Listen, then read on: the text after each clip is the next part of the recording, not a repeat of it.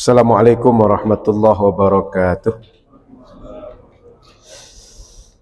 Bismillahirrahmanirrahim. Alhamdulillahirabbil alamin. Allahumma shalli ala sayyidina Muhammadin. Baik, kita lanjutkan membaca hadis-hadis Nabi sallallahu alaihi wasallam di dalam kitab Bulughul Maram. Malam ini kita membaca hadis tentang doa yang dianjurkan ketika masuk ke kamar mandi.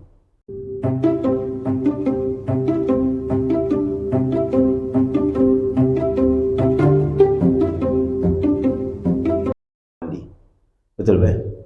Hadisnya hadis di saya hadis nomor 87 yang isi hadisnya menganjurkan doa bahwa Nabi kalau masuk kamar mandi baca doa Allahumma inni a'udzubika minal khubuthi wal khaba'ith. Dalam pertemuan sebelumnya membahas tentang bahwa Nabi Shallallahu Alaihi Wasallam masuk kamar mandi dibukanya cincin beliau, karena di kamar mandi tidak patut kita berzikir kepada Allah dan membawa kalimat-kalimat yang merupakan zikir. Betul, Pak? Jadi malam ini tentang hadis doa masuk kamar mandi. Betul, Pak Iza? Terakhir Nabi masuk kamar mandi itu dibukanya cincinnya karena ada tulisan Muhammad Rasulullah.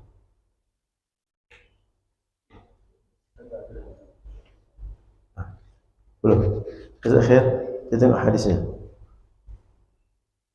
Hadis terakhir Nabi buka cincinnya masuk kamar mandi. Betul ya? Karena tulisan cincin itu Muhammad Rasulullah. Ya, seingat saya itu terakhir kita baca. Itu terakhir? Ya, iya betul. Nabi buka cincin karena tulisannya Muhammad Rasulullah. Baik, sebelum masuk pengajian malam ini dan sebagian tadi malam adalah tanggal 1 Rabiul Awal, sehingga kalau Bapak Ibu dengar malam ini sudah ada maulid seperti di Pekanbaru Maulid keliling kampung, itu umumnya sudah mulai malam 1 Rabiul Awal. Kalau di Al-Azhar di Mesir sepanjang Rabiul Awal itu biasanya pengajian, diskusi, seminar, kemudian apa saja yang ilmiah, umumnya membahas tentang Rasulullah Sallallahu Alaihi Wasallam sepanjang Rabiul Awal, termasuk siaran radio, pengajian di Masjid Al-Azhar, dan berbagai kegiatan itu bertema tentang Rasulullah Sallallahu Alaihi Wasallam. Nah, sekedar mengingatkan bahwa bulan Rabiul Awal bulan Nabi Muhammad lahir. Mudah-mudahan kita semua juga semakin mempelajari sirah Nabi, mengetahui Nabi Muhammad, sehingga makin banyak yang bisa kita dekatkan diri kita kepada Nabi Muhammad sallallahu alaihi wasallam. Amin ya rabbal alamin. Baik, wa bihi ilahi qala wa an Anas radhiyallahu ta'ala anhu qala kana Rasulullah sallallahu alaihi wasallam idza dakhala al-khala'a qala Allahumma inni a'udzu bika minal khubuthi wal khaba'ith. Akhrajahu as-sab'ah. Hadis ini diriwayatkan oleh Imam Bukhari, Imam Muslim, Imam Abu Dawud dan para imam yang lain. Apa kata sahabat Anas bin Malik? Bahwa Rasulullah, beliau kalau masuk ke kamar mandi, akan masuk ke kamar mandi, beliau membaca doa, Allahumma, ya Allah, inni, saya, a'udzubika, berlindung kepada engkau, minal khubuthi wal khaba'ith, dari gangguan, dari godaan, dari rayuan syaitan jantan dan syaitan betina. Maka Rasul sallallahu alaihi wasallam berlindung dari semua jenis gangguan syaitan. Yang biasanya syaitan ini lebih suka di kamar mandi, tempat yang kotor, dibanding tempat lain. Karena Rasul akan buang hajat di kamar mandi, yang di situ tempat disukai syaitan, Nabi berlindung jangan sampai terpedaya oleh syaitan. Sehingga di kamar mandi itu kita melakukan hal yang tidak patut. Termasuk boleh jadi berlama-lama di kamar mandi. Padahal tidak perlu lama-lama. Itu adalah mainan syaitan. Cuma kita tak merasa. Atau melakukan hal-hal yang tidak semestinya di kamar mandi dilakukan. Yang itu tak sesuai dengan syariat. Maka Nabi berlindung kepada Allah, mengajarkan kepada umat, jangan sampai dikuasai syaitan di kamar mandi. Bagaimana caranya? Doa kepada Allah Subhanahu wa ta'ala. Maka Bapak Ibu yang dirahmati Allah Subhanahu wa ta'ala, perlu kita pahami dengan baik bahwa syaitan itu selalu mencari kesempatan di mana kita bisa diajak oleh mereka. Kita perlu sadar, di akhirat syaitan itu nanti akan berkilah. Apa kata mereka? Kami di dunia ya Allah cuma ngajak, cuma merayu, cuma menggoda. Kami tak paksa mereka berbuat apa yang kami ajak. Sehingga kalau nanti di akhirat kita bilang, kamu kenapa tak sholat? Lalu kita jawab kepada Allah, ini gara-gara syaitan ya Allah. Apa kata syaitan? Saya kan cuma ngajak. Saya tak paksa kamu. Saya tidak ancam kamu. Saya tidak bunuh kamu kalau kamu tak sholat. Sholat atau tidak balik kepada kamu. Saya cuma ngajak. Yang namanya ngajak bisa diikuti, bisa tidak. Maka Bapak Ibu rahmati Allah Subhanahu wa ta'ala, perlu dipahami, syaitan itu selalu membawa kita, menggiring kita untuk tidak taat. Sementara Allah inginnya kita taat. Maka dua ini selalu menjadi perang batin kita. Ikut syaitan, ikut Allah. Meskipun kita tidak menyebut seperti itu, tapi hakikat dari setiap perbuatan kita itu perang batinnya itu. Ikut syaitan, ikut Allah, artinya ikut yang benar, ikut yang tidak benar, ikut yang lurus, ikut yang bengkok, ikut yang sepatutnya atau tidak. Itu terjadi selalu dalam hidup kita. Maka ketika tempat itu diduga adalah mayoritas atau umumnya syaitan ada di situ, Rasul berharap jangan sampai tergoda oleh syaitan itu. Secara nalar bagi kita, Rasul saja berlindung dari syaitan, mestinya kita lebih patut minta perlindungan kepada Allah, jangan diganggu syaitan. Karena Rasulullah SAW, beliau punya penjagaan yang sangat kuat dalam dirinya. Kalau kita rapuh, kita boleh jadi tak ada penjagaan sama sekali. Oleh karena itu kita lebih butuh berlindung kepada Allah dari syaitan dibanding Nabi Muhammad SAW. Maka Bapak Ibu, doa ini mengajarkan kita untuk mengingat kembali, bacalah doa ketika akan masuk kamar mandi. Kemudian Bapak Ibu yang dirahmati Allah Subhanahu wa ta'ala, orang Arab menyebut tempat kamar mandi itu darul khala atau al khala. Apa arti al khala itu? Khala itu kosong. Apa bahasa lainnya? Tak ada orang di situ. Sehingga maksudnya, kalau kita ingin buang hajat, kalau kita ingin buang air, terutama di tempat lepas, tidak seperti kamar mandi sekarang, usahakan jauh dari orang lain. Jangan sampai orang dekat kita melihat kita dan kita melihat orang. Jangan. Tapi menjauhlah, sehingga kalau buang hajat tidak di dekat orang. Seperti yang lakukan Nabi. Ini kenapa orang Arab menjauh seperti itu? Karena tidak semudah kita kamar mandi. Jangan bayangkan Makkah sekarang. Jangan bayangkan toilet macam kita sekarang. Dulu air itu payah. Dan orang belum punya seni bangunan seperkembangan seperti ini. Maka dulu itu Nabi kalau malam hari pergi buang air menjauh dari rumah, tempat yang sepi, kira-kira tak ada orang, baru beliau buang air. Dan umumnya orang Arab begitu Bapak Ibu, sebab tak ada kali atau tak ada parit, sungai atau banda bahasa kami seperti di kita. Air itu sulit, sehingga mereka kalau buang air itu misalnya bawa tempat air, maka ada kirbah namanya. Kalau Bapak Ibu pergi ke museum di Makkah, itu ada tempat air orang Makkah terbuat dari kulit. Itu air itu dibawa dengan tempat air. Lalu nanti kalau berwudu, Kalau kita sendiri, kita nuang sendiri, baru kayak kita pakai selang dipegang satu tangan, satu untuk berwudu. Kalau ada teman yang menemani kita pergi berwudu, itu teman yang menumpahkan, kita berwudu. Jadi suasana Arab ini mesti kita pahami dengan kondisi saat Rasul hidup, tidak seperti sekarang. Nah, jadi kalau sekarang seandainya kita di tempat terbuka atau di tempat yang sulit menemukan kamar mandi khusus, contoh kita ke perkebunan atau ke sebuah tempat yang mungkin tempat pertanian atau tempat ladang, tak ada kamar mandi situ, usahakan kita kalau buang air jauh dari orang lain dan tempatnya tertutup, tidak terbuka sehingga nampak oleh orang lain.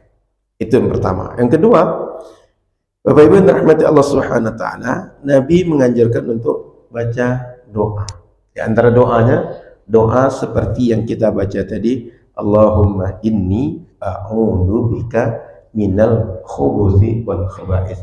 Perlu dipahami dengan baik, doa itu dibaca Nabi sebelum masuk kamar mandi, bukan di dalam kamar mandi. Karena sudah kita bahas sebelumnya bahwa Nabi SAW memang berzikir dalam setiap waktu beliau, tapi tak berzikir secara lisan di kamar mandi dan tak membawa hal-hal yang bermakna zikir ke dalam kamar mandi. Buktinya dibuka cincin beliau sebelum masuk kamar mandi. Maka Bapak Ibu jangan dipahami Nabi bacanya saat dalam kamar mandi, tapi sebelum masuk kamar mandi. Sama kita masuk masjid, sebelum masuk masjid sudah baca doa masuk masjid. Jadi poinnya, Nabi membaca doa ini sebelum masuk kamar mandi, bukan di dalam. Poin yang ketiga, sahabat Anas cerita bahwa Rasul masuk kamar mandi itu baca doa Allahumma inni a'udzubika minal khubuthi wal khaba'ith. Berarti Anas ini dengar Rasul baca doa tadi. Kalau Anas dengar, berarti Nabi membacanya jahar, keras. Karena tak mungkin Nabi baca doa, Anas tak dengar, tapi Anas bisa ceritakan pada orang. Maka secara nalar, para ulama hadis menyebutkan, Nabi menyebutnya dengan agak keras, sehingga Anas pun dengar. Kemudian hafal Anas dengan doa itu. Maka Bapak Ibu dirahmati Allah Subhanahu wa taala, seandainya kita akan masuk kamar mandi, itu boleh agak dikeraskan suara kita baca Allahumma, baca keras seperti itu sebelum masuk ke kamar mandi. Satu sisi Bapak Ibu dirahmati Allah, kalau kita bersama orang lain baca doa yang lumrah dibaca tapi agak kita keraskan, kadang-kadang kawan yang lupa itu jadi ingat. Contoh makan satu nampan, kita baca Bismillahirrahmanirrahim, yang lain tak baca, itu jadi ingat. Kemudian baca Bismillahirrahmanirrahim wa akhirahu, atau yang belum baca Bismillahirrahmanirrahim Allahumma barik lana, baru dia makan. Maka hadis ini, kata ulama hadis, Anas dengar, berarti Rasul bacanya keras. Karena tak mungkin Rasul membaca, Anas tak dengar, tapi Anas bisa menceritakan yang dibaca oleh Rasul sallallahu alaihi wasallam. Maka Bapak Ibu yang rahmati Allah Subhanahu wa taala, orang yang dekat dengan Rasul bisa dengar, berarti suaranya keras. Sehingga kalau balik kita kepada pengkajian umum tentang doa dengan jahar, banyak sebenarnya penjelasan Nabi itu kalau berdoa, suara beliau kadang beliau keraskan, dijaharkan suaranya. Sama dengan kalau habis sholat doa itu dijaharkan, itu yang cerita sahabat Ibnu Abbas. Ini yang cerita Anas bin Malik. Anas bin Malik ini adalah, kalau bahasa kita sekarang, ART Rasul, asisten Rasul, asisten rumah tangga Rasul. Yang beliau bersama Rasul itu ada yang mengatakan 9 tahun, mengatakan 10 tahun. Satu lagi Ibnu Abbas. Ibnu Abbas itu adalah saudara Rasulullah sallallahu alaihi wasallam. Sehingga ketika beliau kecil masuk ke rumah Rasul, termasuk di rumah istri-istri Rasul itu, karena sebagai istri Rasul juga bibi beliau, itu lumrah biasa. Maka orang yang menceritakan ini orang-orang dekat Rasul keduanya. Secara nalar, yang paling tahu Rasul orang yang dekat dengan Rasul. Yang menceritakan orang dekat dengan Rasul sallallahu alaihi wasallam. Maka Bapak Ibu yang dirahmati Allah, hadis tentang cerita doa dengan jahar itu sangat banyak. Termasuk nanti kalau Bapak Ibu baca doa Nabi ketika perang Badar. Maka Nabi kalau doa perang Badar itu diangkat tangan tinggi, mohon maaf sampai nampak putihnya ketiak beliau ketika berdoa itu. Dan Nabi sesenggukan menangis ketika perang Badar, sebelum perang Badar itu terjadi. Jadi di medan persiapan perang Badar, Nabi dan sahabat itu tahajud berdoa saat sebelum terjadi perang. Maka Bapak Ibu yang dirahmati Allah Subhanahu wa taala, yang ketiga poin dari hadis ini dianjurkan baca agak keras sedikit. Sehingga kalau ada orang dekat kita terdengar suara kita. Tapi jangan pula teriak-teriak bacanya. Macam anak TK baru belajar doa. Dia baca di sana tapi dengar juga orang sini. Toilet kita kan di luarnya. Atau toilet ibu-ibu di situ. Dia baca di situ tapi terdengar juga orang pengajian di sini. Tak juga untuk maksud berteriak. Tapi orang samping kita bisa terdengar doa yang kita baca. Satu sisi gunanya adalah mengingatkan diri kita. Yang kedua, syaitan ketika terdengar suara doa itu makin dia getar, makin dia takut dengan doa yang kita bacakan. Nah, itu makanya kata Nabi kata sahabat Anas, terdengar oleh beliau Nabi baca. Artinya Nabi mengeraskan bacaan. Wallahu a'lam. Kita diskusi dulu baru kita baca hadis berikut. Silakan kalau ada yang bertanya Bapak Ibu tentang hadis yang kita baca tadi. Kalau ada pertanyaan silakan. Oh baik. Bagaimana dengan keluarnya? Di antara hadis yang diriwayatkan bahwa Nabi membaca ghufranak. Apa maknanya? Ya Allah ampuni kami, atau kami berharap ampunan Engkau. Kenapa Nabi membaca doa itu? Sebab selama di kamar mandi itu tak bisa berzikir leluasa macam di luar. Sehingga kami lalai ya Allah. Atau boleh jadi selama kamar mandi ini kami lalai karena tak bisa berzikir. Sebab itu ya Allah, begitu keluar kamar mandi, ghufranak, ampunan Engkau yang kami harapkan. Ampunilah kami. Gitu Pak. Kemudian ada lagi beberapa redaksi doa yang diajarkan. Alhamdulillahilladzi azhaba anna al-adha wa afani. Bahasa kitanya, segala puji bagi Allah, alladzi azhaba anni, yang sudah melepaskan dariku, menghilangkan dariku, al-adha, yang mengganggu. Perut kita kalau ingin buang air itu apalagi yang sampai mules, itu enggak nyaman betul Pak. Meskipun di ruangan ber-AC, rumah mewah, itu enggak nyaman kalau udah sakit perut itu, mengganggu itu Pak. Maka begitu udah selesai itu, lega rasanya, bersyukur pada Allah yang telah menghilangkan gangguan, wa'afani, dan melepaskan aku dari segala yang tidak membuat nyaman. Itu artinya alhamdulillahilladzi azhaba anni al-adha wa'afani.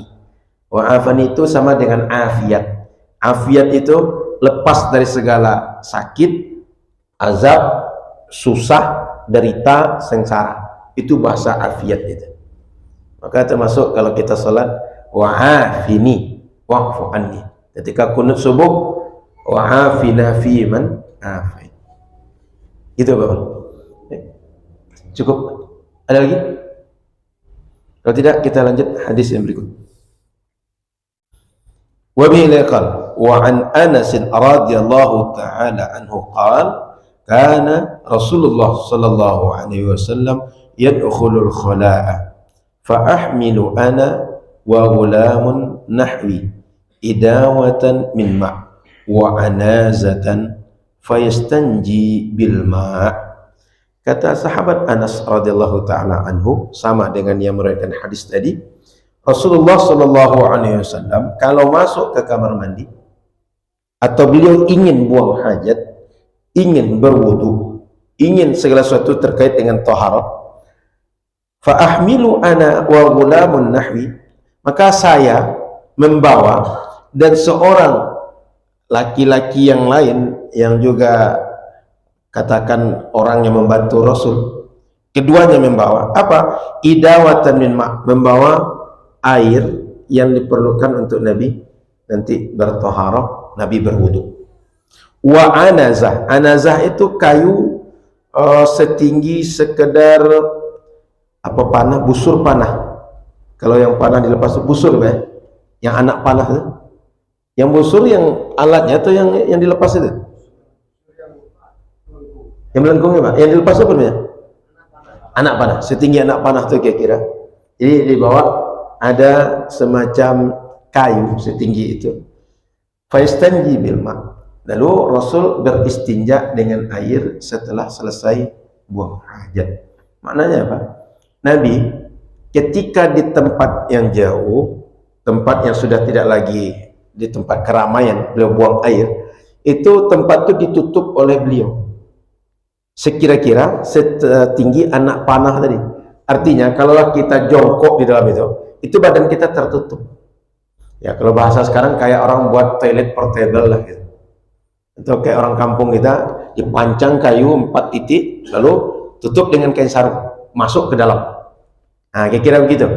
Artinya Nabi kalau buang hajat itu menjauh dari orang, yang kedua ditutup. Tak terbuka saja.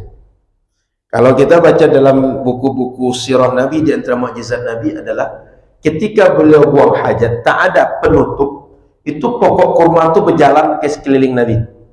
Sehingga Nabi itu macam tiang 4 nih, itu mendekat pada Nabi, maka Nabi tertutup oleh tiang yang 4 nih. Selesai buang hajat, tidak lagi perlu tutup, ini balik lagi ke tempat asalnya.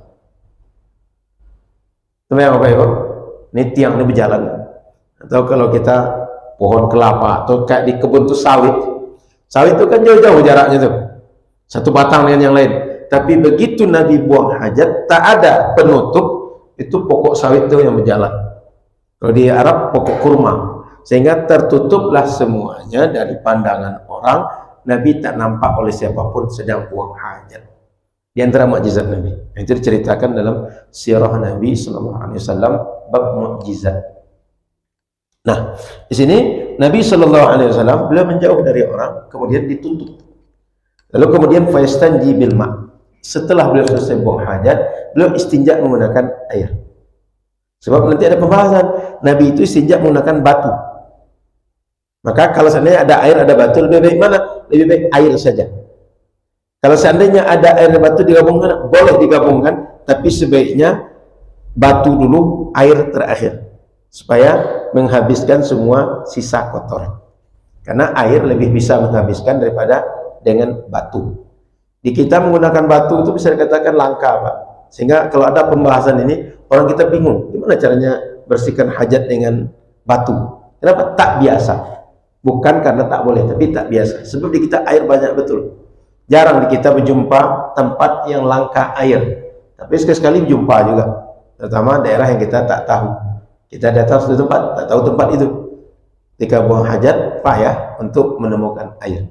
Sebab kita yang tak tahu, bukan karena tak ada air. Hadis yang kedua. Hadis tadi muttafaqun alaih, hadis sahih Bukhari dan Muslim. Hadis yang kedua, wa bihi ilai qala wa 'anil Mughirah bin Syu'bah radhiyallahu ta'ala anhu qala an-nabi sallallahu alaihi wasallam ya Mughirah khudhil idawah fa akhadhtuha فانطلق رسول الله صلى الله عليه وسلم حتى توارى عني فقضى حاجته متفق عليه. Diriwayatkan oleh Mughirah bin Syu'bah, semoga Allah ridhoi beliau. Kata beliau, Nabi bicara, Nabi bilang kepada Syu'bah, kepada Mughirah. Apa kata Nabi? Ya Mughirah, hei Mughirah, khudil idawah, bawalah tempat penampung air. Fa'akhadtuha, lalu saya ambil yang disuruh Nabi tadi, menampung air tadi. Fantalaqa, lalu Rasulullah SAW menjauh karena beliau akan buang hajat. Hatta tawara anni, sehingga Rasul itu tertutup dari pandanganku. Maknanya Rasul menjauh sehingga tak nampak lagi oleh orang yang menemani Rasul pergi buang hajat. Faqadha hajatah, setelah tak nampak lagi oleh orang dan beliau sudah bawa air, beliau baru buang hajat. Jadi Rasul mengajarkan pada sahabat, buang air itu, buang hajat itu menjauh dari orang. Jangan sampai nampak oleh orang. Jangan sampai aurat kita dilihat oleh orang. Maka Nabi menjauh. Seperti yang ceritakan, hatta tawara anni. Sehingga Nabi itu tertutup dari saya. Tak nampak oleh saya, beliau buang hajat. Bapak Ibu yang dirahmati Allah Subhanahu wa taala, maka hadis ini menjelaskan pada kita bahwa Nabi Shallallahu Alaihi Wasallam ketika akan berwudu, beliau bawa semua perlengkapan diperlukan berwudu. Bawa air, bawa tempat air, sama macam kita mandi. Kalau mau mandi, bawalah perlengkapan mandi. Bawa sabunnya, bawa timbanya kalau perlu timba, bawa handuknya kalau perlu mengeringkan badan, bawa basahannya kalau akan pakai basahan. Artinya, setiap kita kalau punya hajat, sebaiknya semua yang diperlukan memenuhi hajat kita itu kita bawa. Jangan sampai kita ini perlu belajar tapi kitab tak dibawa. Kita perlu belanja ke pasar tapi duit tak dibawa. Nah, beda kalau duitnya sistem tap, sistem online. Asal belanja QRIS, asal belanja tap, selesai urusan. Tapi kalau belanja itu tak bisa kecuali uang tunai, kita mau belanja tapi uang tak dibawa, berarti cari masalah. Rasul mengajarkan, kalau kita punya hajat, punya keperluan, bawalah semua keperluan yang dibutuhkan menyelesaikan hajat kita. Sehingga kita tak menjadi masalah bagi orang, kita tak merepotkan orang, dan kita tidak susah ketika melaksanakan apa yang menjadi hajat kita. Itu poin pertama. Poin kedua, Nabi SAW seperti yang kita sebut dalam hadis tadi, beristinja menggunakan air. Buktinya apa? Rasul minta kepada sahabat Mughirah, tolong bawakan air. Mana air tadi? Sini dia. Lalu beliau buang hajat, setelah buang hajat, beristinja menggunakan air. Maknanya, sebaiknya selama kita ada air, istinja lebih afdal dengan air. Itu kan kalau di padang pasir itu, logikanya itu batu mudah didapat. Tapi Nabi minta air. Kalaulah cukup dengan batu, Nabi nggak akan sebut mana tempat air tadi. Mughirah, ambilkan tempat air. Nabi tak akan sebut itu. Mughirah, saya akan wuduk, nanti saya bisa dengan batu saja. Akan begitu penjelasan Rasul. Tapi Rasul suruh mana tempat air, bawa tempat air. Ini menunjukkan bahwa istinja lebih afdal, lebih baik menggunakan air dibanding alat yang lain, meskipun sah dengan alat yang lain. Poin yang ketiga, seperti yang kita singgung tadi, bahwa dianjurkan kalau buang hajat menjauh dari orang sehingga tertutup. Apalagi tempat itu orang ramai. Ya, kalau kita seperti sedang ada event itu kan ramai, Bang. Ya, barusan di Kuansing itu pacu jalur. Dan sampai pacu jalur itu orang lagi ramai, tembak di sana.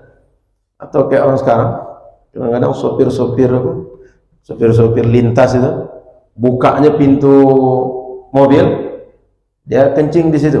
Nah, sebaiknya jangan di tempat yang mudah ditengok orang. Kalaupun di pinggir jalan, usahakan tertutup. Kalaupun di tempat di lapangan terbuka, usahakan tempat tertutup. Karena memang kadang-kadang kita nonton bola misalnya, atau ada event tertentu, tak disediakan oleh panitia toilet yang memungkinkan mengcover kebutuhan orang yang hadir itu. Itu sudah bukan rahasia lagi, sudah umum terjadi. Maka Bapak Ibu rahmati Allah, kalaupun kita butuh buang hajat, pastikan tidak dikonsumsi oleh pandangan orang banyak. Jangan orang banyak, orang satu orang aja jangan. Sehingga usahakan menjauh, apalagi di kita orang timur ini budaya malunya masih tinggi. Nah, sehingga usahakan. Dan ajarkan juga anak-anak kita, jangan sampai nanti kita bisa, anak-anak kita tak bisa.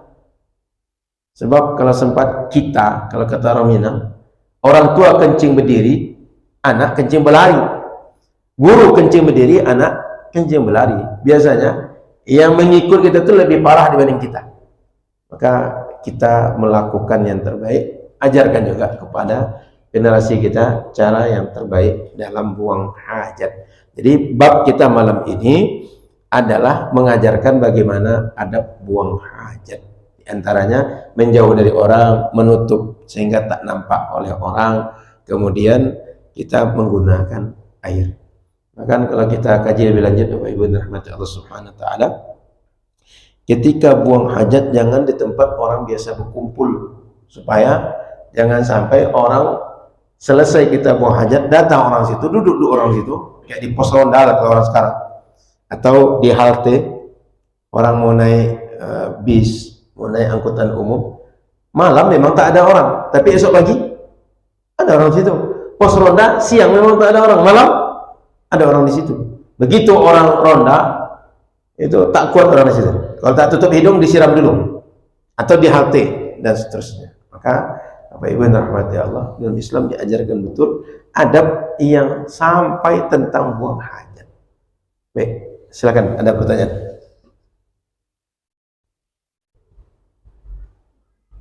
Kalau tidak kita lanjut hadis berikut, masih terkait dengan adab buang hajat. Wa bihi ilaihi qala wa an Abi Hurairah radhiyallahu taala anhu qala Rasulullah sallallahu alaihi wasallam ittaqul la'anaini. Diriwayatkan dari jalur sahabat Abu Hurairah, kata beliau Rasul bersabda, ittaqu, takutlah kalian semua, berusahalah kalian semua menghindar dari apa? Al-la'anaini, ada dua orang yang sering dilaknat oleh banyak orang, disumpah serapah oleh orang, dikutuk oleh orang. Sahabat bertanya, qalu wa man la'anani ya Rasulullah. Rasul, siapa, kelompok yang mana yang dua biasa dilaknat itu?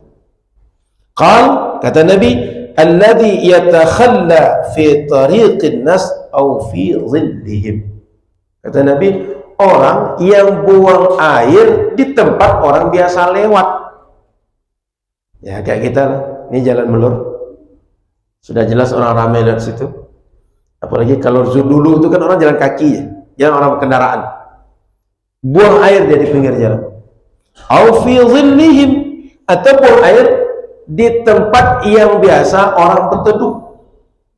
Anggap ada di sini yang kayu-kayu agak besar Pak Imam. Orang kalau hujan tuh panas berteduh di bawah itu. Tidak ada ya, pinggir jalan ya. Anggap ada kayu, sehingga di bawah kayu itu kalau hari hujan, hari panas, orang berteduh di situ. Capek dia, tengah hari, siang hari itu berteduh di situ. Tempat orang berteduh, orang yang buang hajat, dia buang hajat di situ. Kata Nabi, jangan sampai macam itu. Kenapa? Kalian akan disumpah serapah oleh orang. Kalian akan dikutuk oleh orang, dikata-katai oleh orang. Nah, kita pun mungkin pernah marah orang-orang macam itu. Termasuk kebiasaan anak-anak muda sekarang ya, pasar-pasar. Malam hari kan tak ada orang berdagang loh, tutup kedai, tutup kios, tutup ruko, toko tutup. Datang anak-anak bujang, kencing dia di sudut, di depan kedai orang. Sehingga pagi buka kedai itu, pesing. Oh.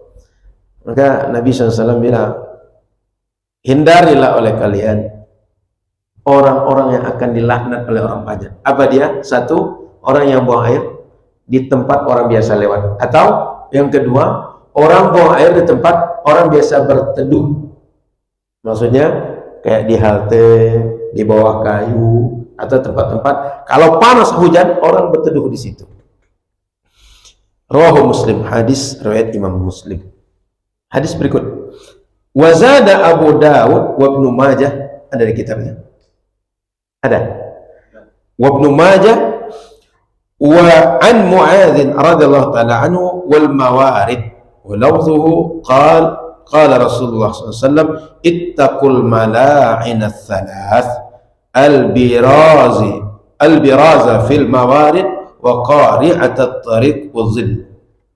Kata Imam Abu Daud, ditambah oleh Imam Abu Daud dan Imam Ibnu Majah, ada redaksi dari jalur sahabat Mu'adz. Apa dia? Mawarid. Mawarid itu maksudnya apa? Mawarid di tempat orang biasa berkumpul. Jadi tadi tempat orang lewat, kemudian tempat orang berteduh, yang satu lagi tempat orang biasa berkumpul. Jadi takutlah, kata Nabi, kalian dari tiga kelompok manusia biasa dilaknat. Siapa tiga kelompok itu? Al-biraza fil mawarid, orang yang buang air di tempat orang biasa berkumpul. Ya kayak tadi di halte, di pos ronda, di pos yandu, atau tempat-tempat lain yang biasa digunakan orang. Kalau orang ada acara kumpul di situ. Jadi kita ada aula serbaguna. Yang aula itu letaknya di tengah perumahan atau di fasum itu. Dia di tengah perumahan. Di waktu tertentu dia kosong. Di waktu-waktu tertentu dia berfungsi. Saat kosong buang air di situ. Padahal tempat itu tempat berkumpul orang.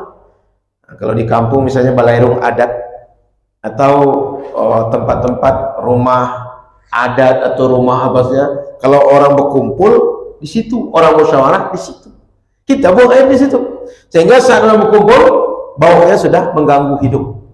Nabi melarang, jangan sampai kalian lakukan itu. Tempat berkumpul, yang kedua tempat orang lewat, yang ketiga di bawah tempat orang berteduh seperti hadis yang sebelumnya. Wali Ahmad an Ibn Abbas nahwahu wa fihi aw naqama badalan minal mawarid fiha dha'f. Dalam redaksi Ibnu Abbas katanya mawarid au naqama, redaksinya tempat berkumpul air, artinya jangan kencing di tempat air tergenang. Tapi redaksi ini dhaif kata para ulama hadis. Jadi Bapak Ibu yang dirahmati Allah Subhanahu wa taala, jangan buang air di tempat orang akan terganggu gara-gara kita. Itu poinnya. Hadis berikut. Wa akhraj at-Tabarani fil Awsat an Ibni Umar radhiyallahu ta'ala anhuma. Imam at-Tabarani dalam kitab Mu'jam al-Awsat menyebutkan hadis riwayat sahabat Ibnu Umar, kata beliau, naha Rasulullah sallallahu alaihi wasallam ayyatakhalla ar-rajulu tahta syajaratin mutmirah. Nabi melarang orang buang air di bawah pohon yang berbuah. Kayak kita misalnya mangga sedang musim, buang air di bawah mangga, bawah pohon mangga tadi, sehingga kalau jatuh mangga tadi mungkin kena kepada tempat bekas buang air kita. Atau bawah pokok durian, sedang musim durian, malam orang menunggu durian itu, sebelum datang orang menunggu, buang air itu kita di situ, sehingga jatuh durian pas pula di situ. Oh, terpeciklah ke muka orang yang menunggu. Maka Nabi larang, jangan buang air di bawah pohon yang berbuah. Apa maksud Nabi? Kalau pohon itu berbuah, jatuh pohon yang berbuah itu buahnya nanti, kita pula yang akan makan. Mungkin kita sadar, mungkin tidak, sehingga boleh jadi kotoran yang kita buang, kita pula yang menyantap. Atau orang lain tak sadar tempat ini kotor, sehingga perlu dibersihkan. Kalau kita tengok dengan geografis orang Arab, kira-kira buah apa yang mungkin akan jatuh-jatuh macam itu? Kurma. Kurma itu orang bisa makan langsung. Bayangkan kalau kita buang air di bawah itu, jatuh kurma, menempel pula di tempat kita bekas kotoran. Oh, bertambah vitamin K-nya, vitamin kotoran itu, vitamin T, vitamin tinja. Jadi kalau di kita durian, mangga, rambutan itu masih dikupas, kelapa masih dikupas, tapi kurma, anggur itu langsung dimakan orang. Maka Bapak Ibu yang dirahmati Allah, meskipun pokok-pokok yang buahnya dikupas, Nabi menganjurkan jangan di situ. Kenapa? Kalaulah buah tak terpengaruh dengan kotoran tinja kita, boleh jadi orang yang akan mengambil buah tadi terganggu. Dan boleh jadi yang terganggu itu kita yang buang air di situ, dan tidak masuk akal. Kita yang pergunakan tempat, kita boleh mengotori. Kalau bayi masih mungkin, dia yang di situ, dia pula yang mengoleskan ke badan dia, itu masuk akal juga. Tapi kalau orang dewasa tak begitu melakukannya. Kalau dia menggunakan tempat, dia suka yang bersih. Karena Nabi melarang, jangan kalian buang air di bawah pokok, di bawah tanaman yang sedang berbuah, sebab akan mengotori, sebab akan mengganggu kalian semua. Jadi Bapak Ibu rahmati Allah Subhanahu wa taala, hadis ini mengajarkan kepada kita satu, tempat-tempat yang tak boleh buang hajat, tak sepatutnya. Adab ini mesti kita perhatikan. Dan perlu dipahami, tidak hanya tempat seperti itu, tapi semua tempat yang terlarang buang air, jangan buang air di situ. Apalagi tertulis di situ, jangan buang air di sini. Jadi kita kadang-kadang, jangan parkir di sini. Dibuat tuh parkir orang, dibuat tanda apa rambu-rambu itu P lalu disilang. Orang parkir pas di situ. Dibuat jangan buang sampah di sini. Di situ orang naruh sampah. Maka Bapak Ibu yang dirahmati Allah Subhanahu wa taala, kita diajarkan Nabi sallallahu alaihi wasallam jangan sampai mengganggu kenyamanan, ketertiban umum. Jangan sampai kita ini hanya membuat orang terganggu saja. Tapi kalau bisa hadir kita justru menjadi solusi, menjadi membuat orang itu nyaman dimanapun kita berada. Maka Nabi mencontohkan tempat-tempat yang biasanya mungkin disadari orang atau tidak, di situ orang mengganggu orang lain. Apa dia? Tempat buang hajat. Kamar mandi kita umumnya sekarang sudah banyak yang nyaman dan sudah banyak disediakan di banyak tempat. Tinggal kita mau berpikir dan memikirkan orang atau tidak. Sehingga kalaulah di masjid kita sudah sediakan tempat wudhu, kamar mandi, sediakan berbagai tempat, fungsikanlah itu dengan baik. Jangan sampai ingin buang hajat tapi semau kita. Karena bagi seorang muslim, dia tak sekedar bau saja, tak sekedar kotor saja, tapi pengaruhnya adalah toharoh mereka. Maka Bapak Ibu yang dirahmati Allah, kalau kita masuk ke lingkungan masjid, jangan berpikir sekedar saya malas bawa sendal, pakai jelas sendal. Kita memang aman, tapi orang jangan-jangan ketika orang nanti lewat di tempat kita menginjakkan sendal bernajis, sehingga orang masuk masjid bawa najis. Satu, dia tak sah solat dia karena tak bersih dari najis.